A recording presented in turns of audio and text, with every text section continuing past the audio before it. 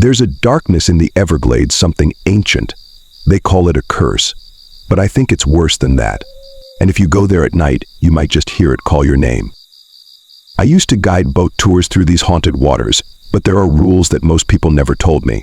Rules that, if you break the darkness, it comes for you. Imagine yourself at the edge of the Everglades. The night wraps around you like a heavy blanket, the air thick with moisture. The swamp is alive, but it's a different kind of life. The insects hum, a constant, buzzing noise that fills the air. The trees are a wall of shadows, each one twisting and reaching, as if they have a life of their own. The water's dark and still. The silence between the noises is suffocating, pressing in on you, and you can almost feel the eyes of the unseen watching from the depths.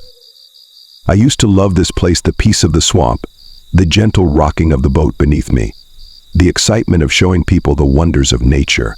It was supposed to be just another tour, nothing more, nothing less. But then I began to notice the things most people wouldn't see, or maybe just didn't want to see. I'll never forget my first night working there. It's just past midnight. The air is thick with moisture, heavy and sticky, the kind that clings to your skin. The stillness around us is unsettling. The only sound you hear is the hum of insects, high-pitched, almost mechanical in its consistency, like a chorus of unseen creatures that you can't quite place. The boat moves steadily, cutting through the water, but there's no splash, no disturbance. It glides like a ghost, and it feels like we're not disturbing a thing. The trees loom overhead, massive, with their twisted roots and gnarled limbs. They reach out like skeletal hands, fingers curling toward the boat, as if they want to drag us under. The shadows around us bend into impossible shapes that seem to flicker, shifting when you aren't looking directly at them. This place, it's alive in a way that no place should be. Every creak of the boat's wood, every ripple of the water, seems to carry a weight, like the swamp itself is holding its breath, watching, waiting. I've guided plenty of tours before, but I never get used to the feeling of being surrounded by the swamp at night. It feels like you're trespassing on something ancient, something far older than you could ever understand. The trees don't want you here. The water doesn't want you here. And the things that lurk beneath the surface, they want you to know it. Most people come out here for the beauty of the swamp. They want to experience the serenity of it all, the stillness of the river at night, the soft whispers of the wind moving through the trees. It's all very picturesque. At least that's what they think. It's easy to get lost in the illusion of the place until you start to notice the little things, the things you can't quite explain, things that crawl under your skin, things that leave you questioning whether it's really just nature at work or something much darker. I didn't expect it to be like this. Most nights you see the stars, you hear the sounds of the water lapping gently against the boat, and you feel at ease. But on nights like this, it's different. The river feels heavier, like the water is dragging you down with it, pulling you towards something hidden in its depths. And no matter how hard I try to shake it off, I feel it in my chest. A pressure, like something's weighing on me, pressing in from all sides. The swamp is never silent. Not really. There's always something in the distance, an owl calling, the rustle of an unseen animal in the brush, but tonight, even that's absent. It's like the whole world has been held in stasis. Everything around us, even the wind, has stopped moving, as if nature itself is waiting for something. And that's when I start to wonder, what if we're the ones who are being watched?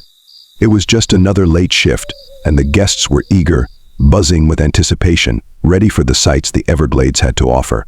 But as the boat slid into the dark waters, something felt different. The usual chatter of excited tourists turned to murmurs, their voices quieting for no reason, as if something had drawn the energy out of the air. The further we went into the marsh, the thicker the silence became. I remember the exact moment the boat stopped moving, and I didn't know why. We were in the middle of the river, just past the old cypress trees, when the oars stopped, as if the water itself had become solid, unyielding.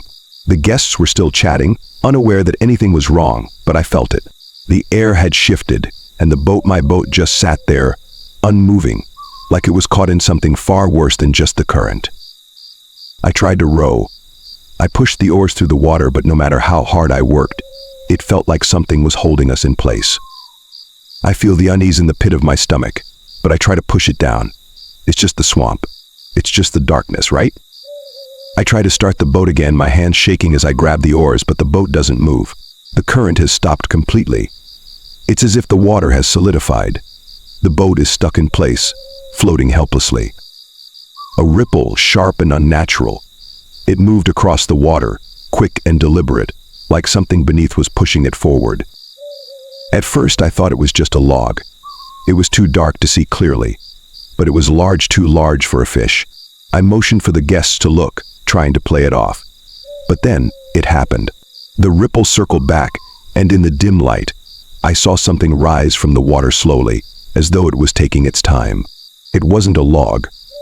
It wasn't an animal. It was something else. The shape began to form more clearly, rising inch by inch from the murky depths, and that's when I saw it, a figure. Tall, almost human in shape but grotesque. Its body, slick with water, was almost translucent, glowing faintly in the moonlight. I could see through it, as if it were a wraith. The shape was wrong, though like a reflection of something I shouldn't be seeing. And just as quickly as it had appeared, it sank back into the water, vanishing like it was never there. The boat jerked violently, as if something had just slipped beneath us, pulling us down into the depths. I barely managed to keep control of the oars. The tourists were silent now, all staring at the water, too stunned to speak. But I knew whatever it was, it just made its presence known, and it is watching us, waiting for something. That's when I heard the whisper. The whispers grew louder, almost too loud to ignore. The water beneath us began to ripple again, but this time it felt like we were being surrounded. The boat moved ever so slowly, as if the current had turned against us. And then, there it was again, the same sound, the same figure in the water, rising once more. A soft splashing sound, like something heavy brushing against the hull of the boat, followed by the faintest, eerie howl in the distance. It's not an animal, it's deeper, darker. Then, the creaking of the boat's wood as it shifts unnaturally, groaning under an unseen pressure.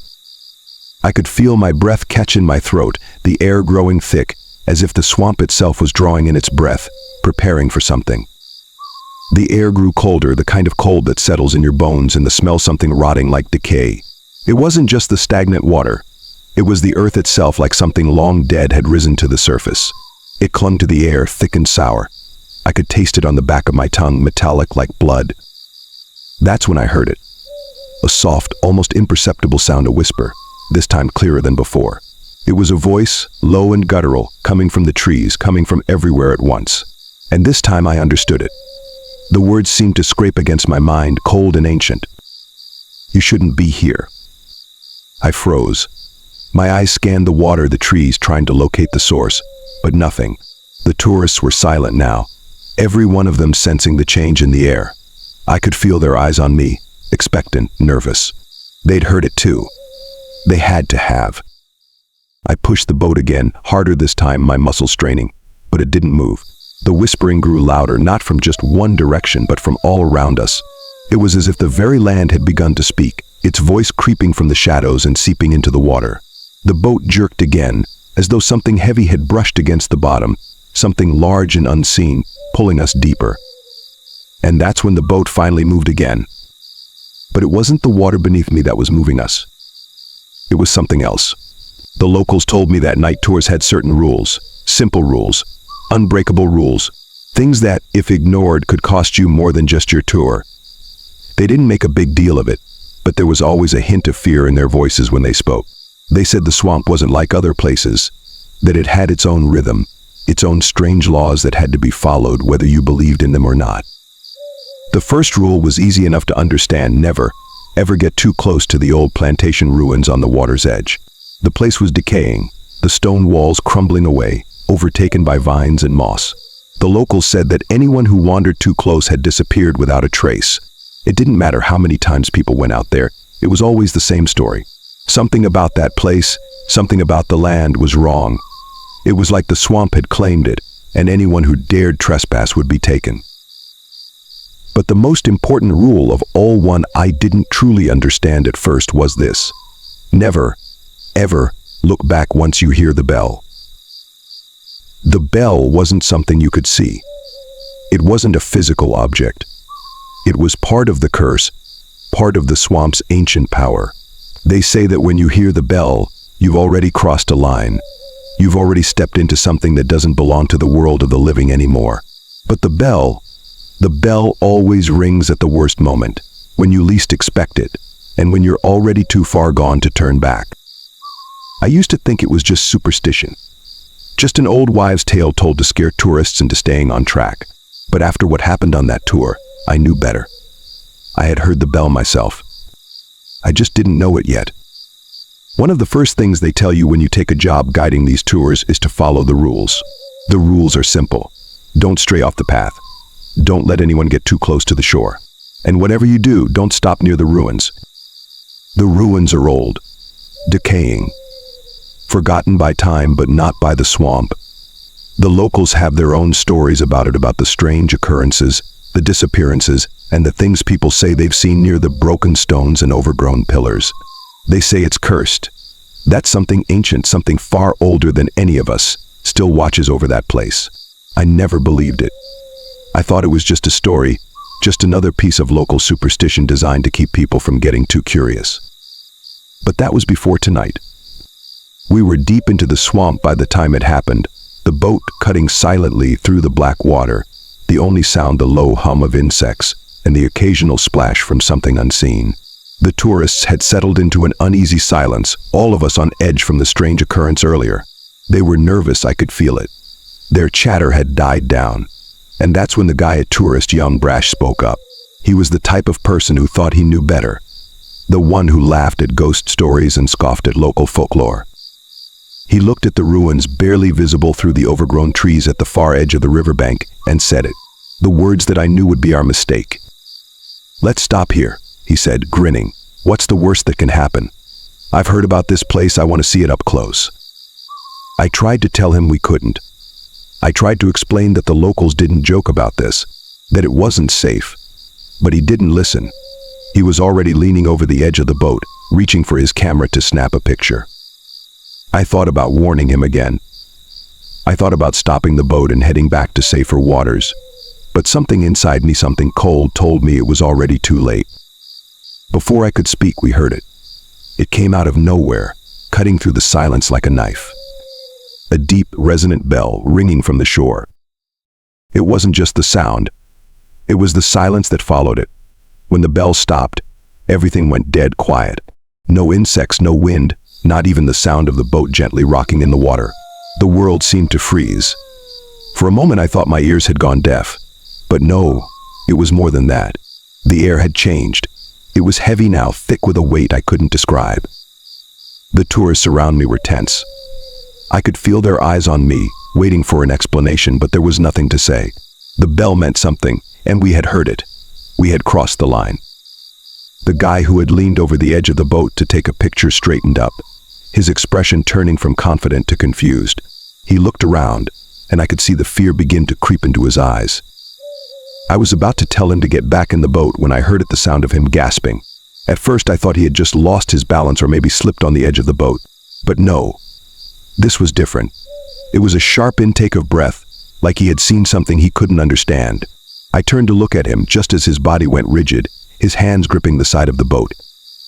His face had gone pale, and his mouth opened as if to scream, but no sound came out. Then the scream came, but it wasn't his voice. It was a sound so high-pitched, so filled with terror, that it seemed to split the air. The man's body shook violently, as if something unseen had gripped him. He struggled to breathe, his hands clawing at the edge of the boat like he was trying to pull himself out of the water. But he wasn't falling in. He was being pulled. I watched, paralyzed, as his eyes locked on mine, wide, frantic, pleading, but there was nothing I could do. His mouth opened again, but this time the scream came piercing, raw, as if his very soul was being torn apart. And then, just as suddenly as it had started, he was gone. One moment he was there, and the next, he wasn't. The boat rocked violently as though it had been hit by a wave, throwing us all off balance. The air around us grew thick, and the ripples in the water spread out in all directions, as if something massive had just passed underneath us. The tourists were silent, staring at the spot where the man had been, their faces stricken with shock. But I knew exactly what had happened. We had broken the first rule. And now, something had come for us. That night, the curse made itself known. The man, he disappeared. One moment he was there, leaning over the boat, snapping pictures, and the next, he was gone, swallowed whole by the darkness. The others thought it was an accident. They thought he had somehow fallen into the water, that maybe the current had pulled him under. They didn't understand. But I knew better. The Everglades don't give up their secrets easily. There's a reason no one ventures too close to the ruins after dark, a reason the locals never speak of it openly. The thing is, the curse doesn't always take you right away. It doesn't always show itself immediately. But once you've heard the bell, once you've made the mistake of crossing that line, it begins. Slowly, insidiously. I tried to keep the boat moving, tried to row us out of that cursed part of the swamp, but the water had changed. The current had shifted. It was as though the river itself was holding us there, trapping us in that small, suffocating patch of land. I kept my eyes on the water, but I couldn't escape the feeling that something was watching me, watching us. The trees seemed to move closer, their branches stretching out like arms, their shadows growing longer, darker, as if the swamp was slowly closing in on us. And then I saw it. It wasn't in the water. It wasn't in the air. It was in the trees. A pair of eyes. Not just one. A dozen, maybe more. Glowing faintly, flickering between the branches like cold, dead embers. They were too far away to see clearly, but I could feel them. They weren't animal eyes. They were something else, something that should not exist in nature. I tried to ignore them, to convince myself that I was just imagining things, that it was the stress of the night getting to me. But the longer I stared at them, the more they seemed to blink, to move, as if tracking us, following every motion we made. And they were getting closer. My hands shook on the oars. I couldn't keep rowing. The weight of the air was too much. The boat felt heavier with every stroke, as if something beneath the surface was holding it back, pulling it down, dragging us deeper into the swamp. The heat was suffocating now, and the air, it wasn't just humid. It was thick, almost greasy, and every breath felt like inhaling water. I could smell it, a stench foul and rotten, like something had died nearby. It wasn't the typical smell of stagnant water or decay that you'd expect in the swamp. No, this was worse. This was the scent of something old, something that had been buried for far too long. My skin felt clammy as I gripped the oars. Sweat dripped down my face, stinging my eyes, but I didn't dare wipe it away. I had to keep moving. But the boat wasn't responding.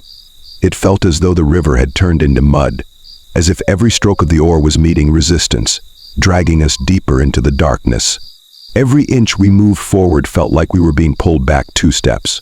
The water beneath the boat had become thick, almost gelatinous, as though it was trying to swallow us whole.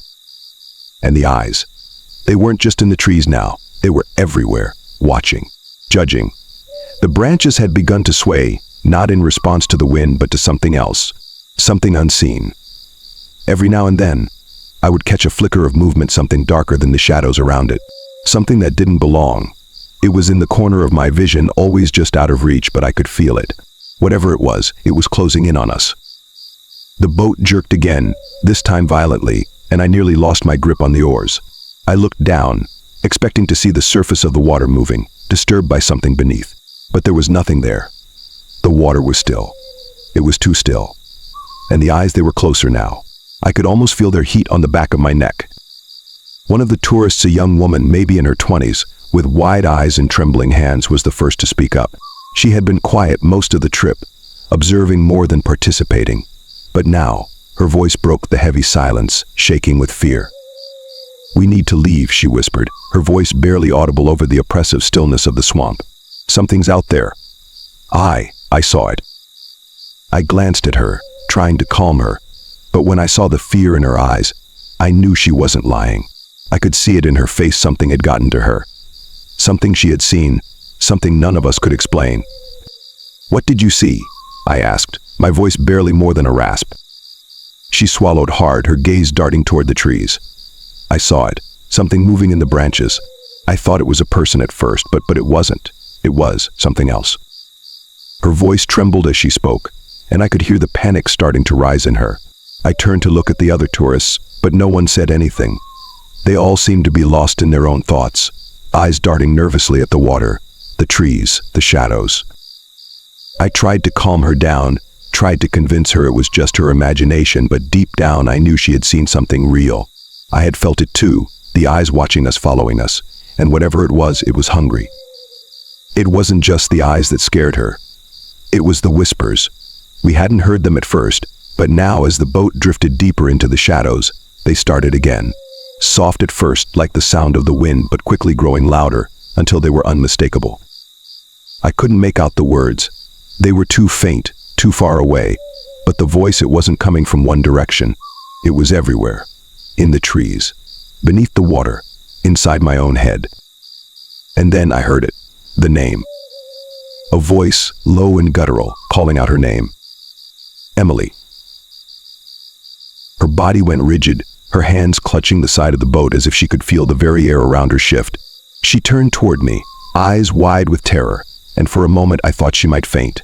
She couldn't speak. Her lips parted, but the words wouldn't come. "It knows my name," she whispered, barely audible. "It knows my name." I turned to the others, but they were already looking around, their eyes wide with fear, scanning the water, the trees, the sky. The whispers grew louder, and with them, the smell, rotting, decaying, became more unbearable. It was closing in on us, and the boat, stuck, trapped in the same spot, was no longer a safe haven. It was a cage. The air was thick, and it felt like we were drowning slowly, quietly. The whispers stopped suddenly, and that's when we heard it. A sound so low, so primal, it shook the very ground beneath us. A growl, deep, powerful, and it was coming from the trees. What I didn't know, not then, was that the Everglades hold more than just ghosts and creatures of the swamp. It's not just a place where the living might get lost. The swamp, as ancient as it is a prison for more than just the living. It holds the souls of those who have broken its rules, trapped for eternity, their spirits bound to the land, unable to escape. Those souls lost, forgotten, and tortured become something else, something twisted. I didn't understand this at the time, but I was about to learn the hard way. When we crossed into that cursed part of the swamp, when we heard the bell and broke that first rule, we didn't just summon the wrath of the swamp. No, we triggered something much worse than I could have imagined. You see, the rules aren't just stories. They're chains. Chains that bind the cursed spirits to the swamp, keeping them at bay.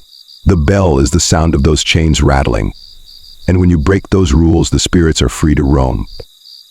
I thought it was over when the man disappeared, when the boat jerked and the silence settled over us like a tomb.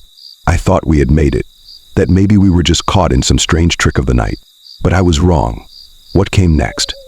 What we encountered out there in the dark, I wish I had never come back. The whispers, they didn't stop. The eyes in the trees, they didn't leave. In fact, they multiplied, and something else started moving in the water beneath us. I could feel it, even before I saw it. Something cold and slick, brushing against the hull of the boat, slowly, deliberately. It wasn't an animal. It wasn't a branch or a log. It was something far worse. Something that should have stayed buried.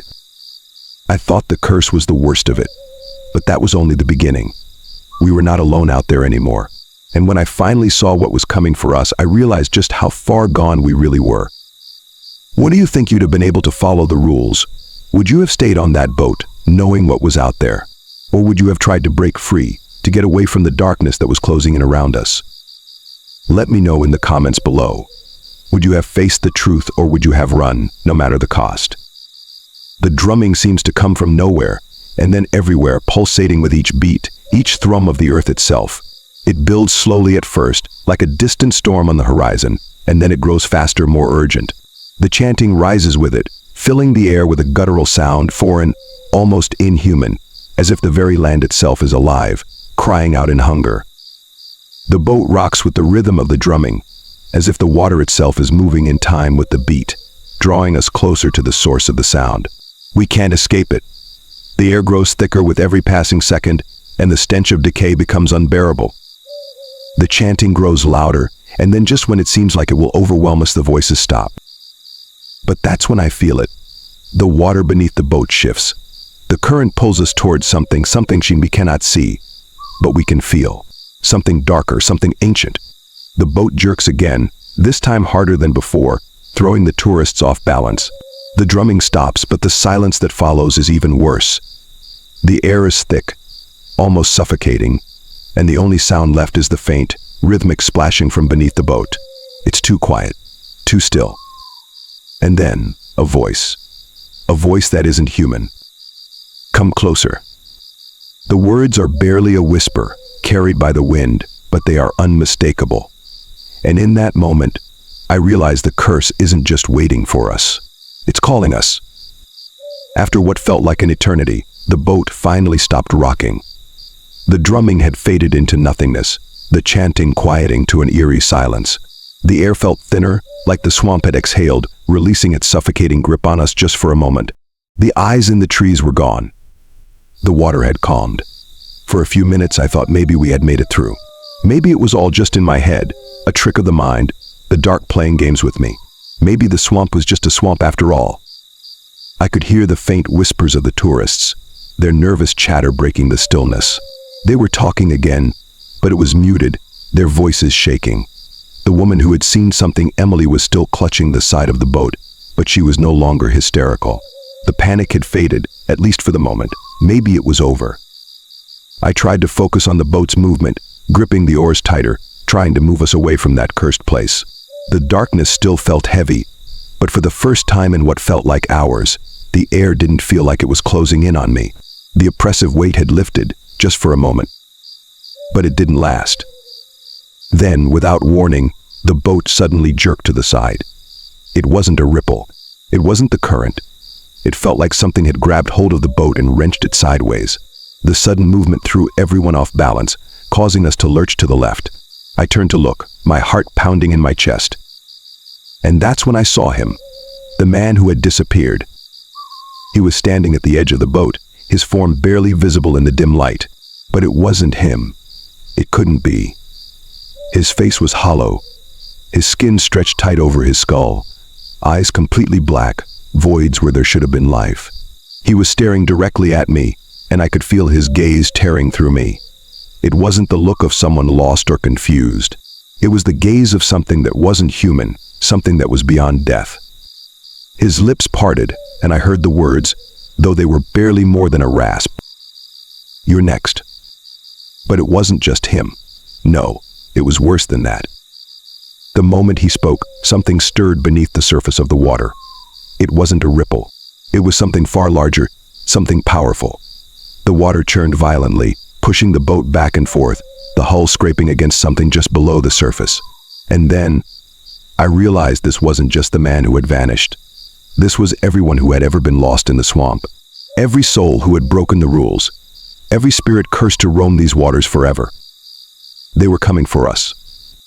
The voices, the eyes, they were all here now, filling the boat, filling the air with their tortured whispers. They were angry. They were hungry. I remember his last words, the man who had disappeared. The hollow look in his eyes as he whispered, "You're next." But it wasn't just him. His voice echoed, and I felt that those weren't his words alone. They were the voices of the others. The lost souls who had wandered too far into the swamp, too far from the rules, trapped in a never-ending cycle of torment. And they weren't done yet. They had been waiting for someone else to join them, waiting for us. I can't explain what I felt as I looked into the man's eyes, this thing that wore his face. It wasn't just fear. It was something deeper. A realization that we were no longer in control, that we had been part of something much larger than we ever imagined. The swamp didn't just take the living it owned them, wrapped them up in its roots, twisted their spirits until they became something else entirely. This wasn't a mistake. This was destiny. "You're next."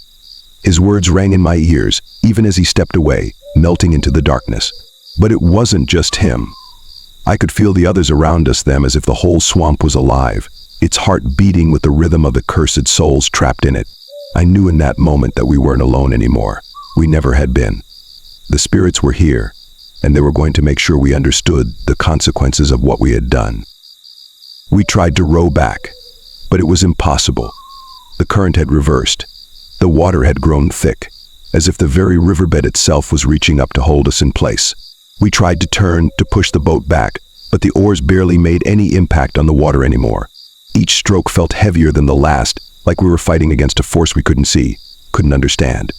And then I saw it.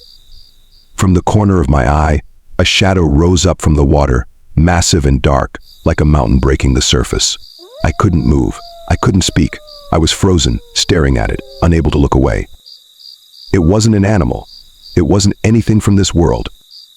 The figure loomed in the water, rising slowly, its form taking shape. I saw the glow of its eyes, first cold, pale, and glowing, like the eyes of the lost souls who had come before us. The water around it churned as the figure moved, its shape becoming clearer and clearer, a twisted form of something that should never exist. And then I heard it. A voice, deep and guttural, rising from the depths. "Leave now or join us." I knew then that we were out of time. There was no escaping. The Everglades had claimed us. The creature, it wasn't an animal. It wasn't some mythical beast or an ancient predator from the swamp's depths. No, this thing was part of the swamp itself. It was the embodiment of everything that made this cursed land what it was. The trees, the water, the very air, it was all alive in a way that no one could truly understand. A malevolent force that had grown stronger with each passing century. The creature, it wasn't a what, it was a where. It was the swamp. The Everglades themselves. The twisted, corrupted heart of the land, and it had been waiting for us. As it rose from the water, its shape became clearer, revealing a grotesque mass of shadows and mist, an ever-shifting form that seemed to stretch and bend with the trees, the water, the earth. Its eyes glowed like cold, white embers, piercing through the darkness, and it wasn't just looking at us, it was looking through us. It was looking into our very souls. The worst part, the curse isn't just for those who break the rules. No, it's for anyone who dares to come close enough. Anyone who enters the swamp, even by accident, becomes part of its history, its blood. Once you step foot in the Everglades, you become a part of its eternal hunger, its endless thirst for new souls. The creature, the swamp itself, has a claim on you now, whether you believe in it or not. And once it gets a taste of your fear, once it feels the terror in your bones, there's no turning back. You belong to it. Forever.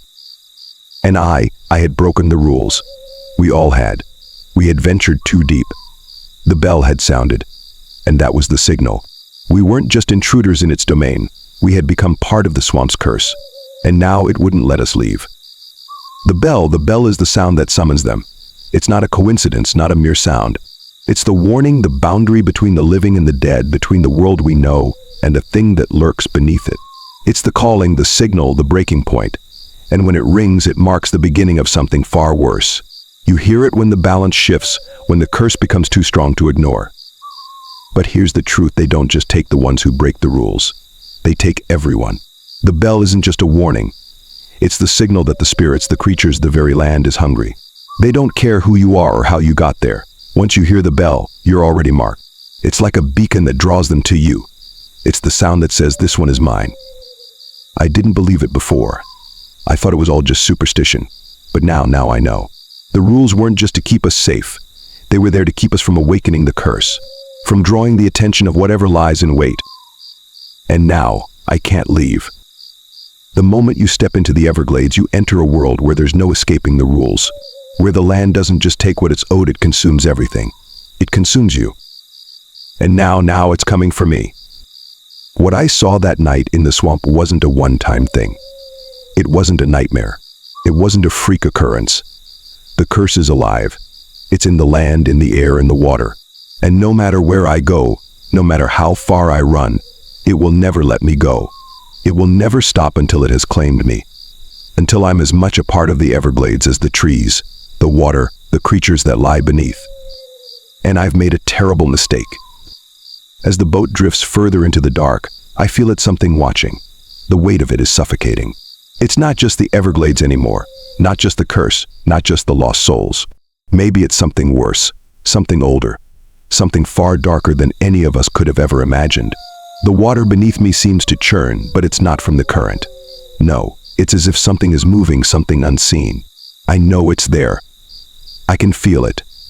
The swamp's grip is tightening around me, but this time I don't think the land is the only thing I need to worry about.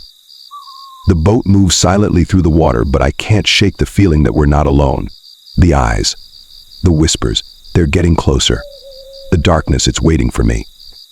What would you do if you were trapped on that boat, unable to move forward or back?